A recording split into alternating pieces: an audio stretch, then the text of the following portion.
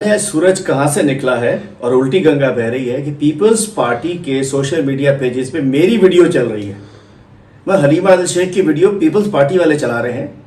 एक 2-2.5 महीने पुरानी इलेक्शन के, कराची बल्दियाती इलेक्शन के फौरन बाद की मेरी एक वीडियो थी। लाजिम बात है, कराची कप्तान का था, कप्तान का है, हमारा मैंडेट छीना गया है।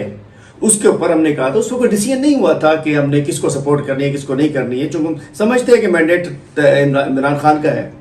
उसके बाद पार्टी का फैसला हुआ, चेयरमैन ने, हमारे इमरान खान साहब ने फैसला किया कि हमने हाफिज नईमुर रहमान साहब की बहैसियत मेयर कराची और डिप्टी मेयर जो भी है, अनकंडीशनल गैर मशरूत हमने हिमायत का ऐलान कर दिया। वो हमने पार्टी को बता दिया।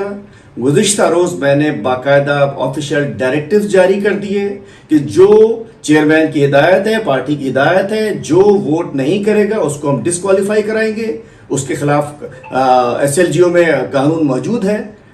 वो तो कुछ नहीं चल रहा और मेरी पुरानी 2 महीने पुरानी वीडियो चल रही है। तो मैं कहना चाहता हूं, पाकिस्तान तहरीक इंसाफ कराची के मेयर के इलेक्शन में डिप्टी मेयर के लिए अनकंडीशनल सपोर्ट हाफिज नईमुर रहमान साहब की कर चुकी है, चेयरमैन की हिदायत पे खान साहब की, और तमाम हमारे चेयरमैन जो हैं, मेंबर्स जो हैं, वो उनको वोट करेंगे।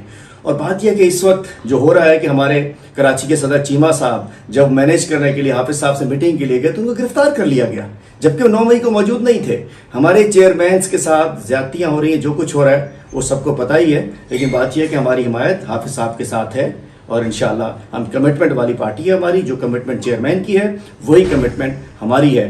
अगर जोर जबरदस्ती से कुछ कराया जा सकता है तो वो तो पूरे पाकिस्तान में हो रहा है, उसका हम क्या कर सकते हैं।